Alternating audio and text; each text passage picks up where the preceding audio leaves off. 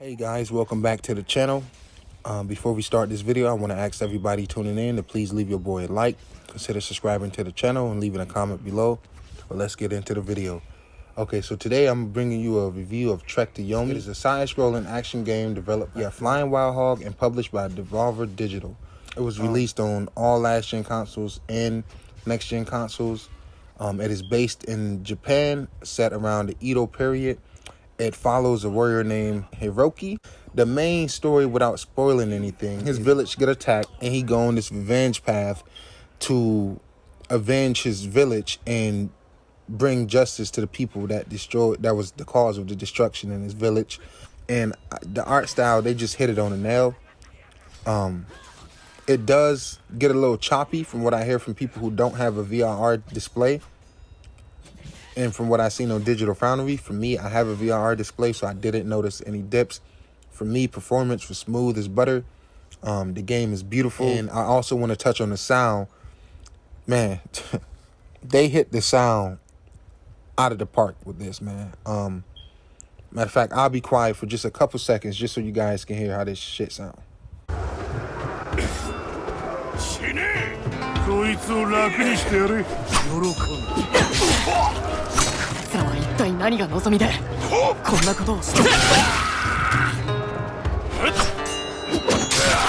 Beautiful, right? The sound for me is a 10 out of 10. The way as you progress through the game, you hear the people from your village crying over loved ones they lost, over the children, over the family members they have lost. The crying is really soul touching. It was so well done. I love when games put a lot of thought and energy into the sound department and not just focus all on the graphics. This game is a great mix of great sound design and great graphics with a beautiful art style. So on those two fronts, perfect. Now, it is a single player game. Thankfully, it is no microtransactions. If you have Game Pass, you got to play day one. If you don't, it's about $18, I believe. With the Game Pass discount, is probably a little cheaper. I played it through Game Pass, and like I said, man, it's a beautiful game.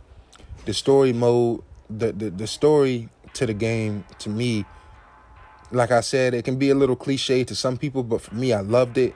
It take into some mythical aspects later into the game. I don't want to spoil anything, but humans is not the only thing you're fighting in this game, and I thought that was a good switch up. I beat the game on Ronin, and it could be challenging at times, but it's really all about learning and patience. I do want to point out, when I beat the game, it was a few glitches. When I had a few boss fights, the fight would start, but I wouldn't be able to move for a second or two, and the bosses would get a free hit on me, and that would be me basically starting a fight with a big chunk of my health missing. Playing on the hardest difficulty in the game, that was very annoying. I really hope they fix that in future patches. Outside of that, I didn't have too many issues with the game at all. Like I said, I played on the Xbox Series X. My homeboy played on the Series S. He didn't have any issues at all either, besides that glitch when you first start a boss fight. That was pretty much my only issue. Outside of that, I had no issues.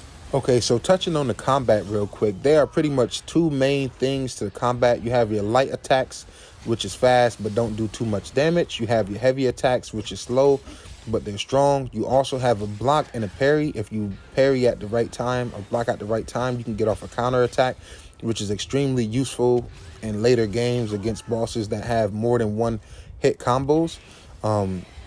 Also, what I like about it is, depending on what direction you're holding the left analog, whether it's up or down, you'll do an up combo or down slice combo. You can do a stab by thrusting forward with your katana. The katana is pretty much the only weapon you have. You do have throwable weapons. You have bow and arrows. You have the little bow shurikens, if I'm pronouncing that right, the little throwing ninja stars. And you have a type of musket type of gun that you get later into the game. The bosses, man, the bosses in this game is great. They have good mythology creatures with supernatural elements to them, which can be extremely challenging but rewarding when you do beat them. Some of them can be cheese at times, but like I said, man, you put in a little bit of effort, man, you can beat it, man. The gameplay usually go from freeform exploration and side-scrolling combat to a fixed camera most of the time. It is really cinematic. You have shrines, like in the Souls games, that replenish your health and stamina. You'll respawn there when you die. That's pretty much all for gameplay. Once you do beat the game on Ronin, you will unlock a higher difficulty, which is a one-hit kill for you and the enemies.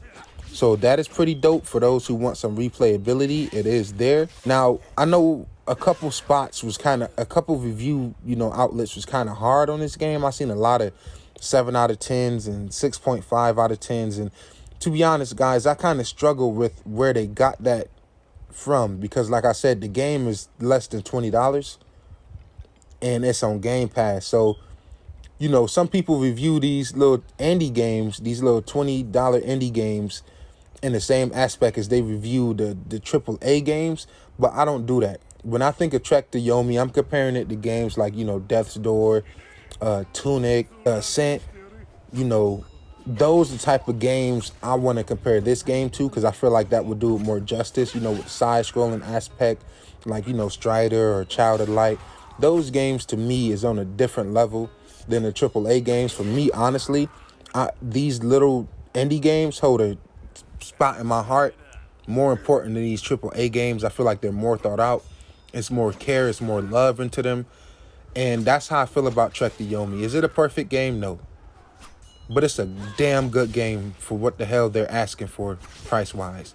And if you haven't played this game, I really recommend it. If I had to put a number on it, I would say 9 out of 10. I love the game. It might not click with everybody, but for me and my friends, we all loved it. We beat it the same weekend it came out. We all beat it on Ronin. We was all in a party together, giving each other tips and stuff like that. I wish it was a multiplayer mode. I hope we get a sequel. I don't want to spoil anything, but at the end, it sets up a sequel, or room for a sequel, I should say. I would love to see this game get a slightly bigger budget. I think that would be amazing. If you can't tell, I really like this game. I highly recommend it. To me, it is a Game Pass gem.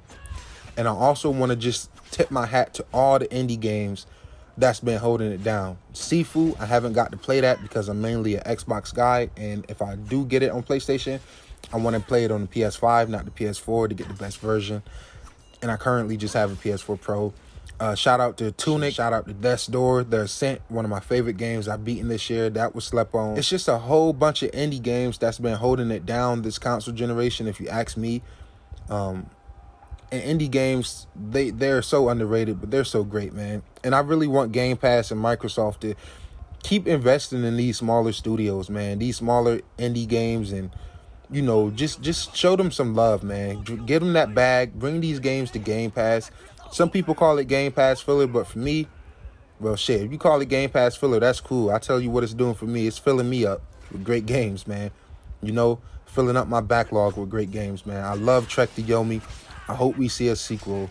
It is a great game. I highly recommend it. Beautiful sound design, beautiful art design, great combat, great bosses. I can't recommend this game enough. If you made it this far into the video, please leave your boy a like. Consider subscribing. Share this with your friends. Comment below, man. Let me know what you guys think, because I know a lot of people was kind of hard on it. But, like I said, when you play these certain games, just remember the price range, man. Remember the targeted crowd. This is not targeted at the AAA lovers and the people waiting for Starfield or whatever. This is targeted for people who, enjoy this type of Japanese mythology. I haven't played a samurai game as good as this, story-wise and graphic-wise, since Ghost of Tsushima, which is an all-time great. Thank you guys for checking out this video and clicking on it. Thank you to all the people that stay subscribed to my channel. Thank you to the supporters, and thank you to the haters for making me go harder and trying to be better each day. I appreciate you. You guys have a great one. Peace. I'm sipping on that soda, Coca-Cola. Now she calling on my phone, my Motorola.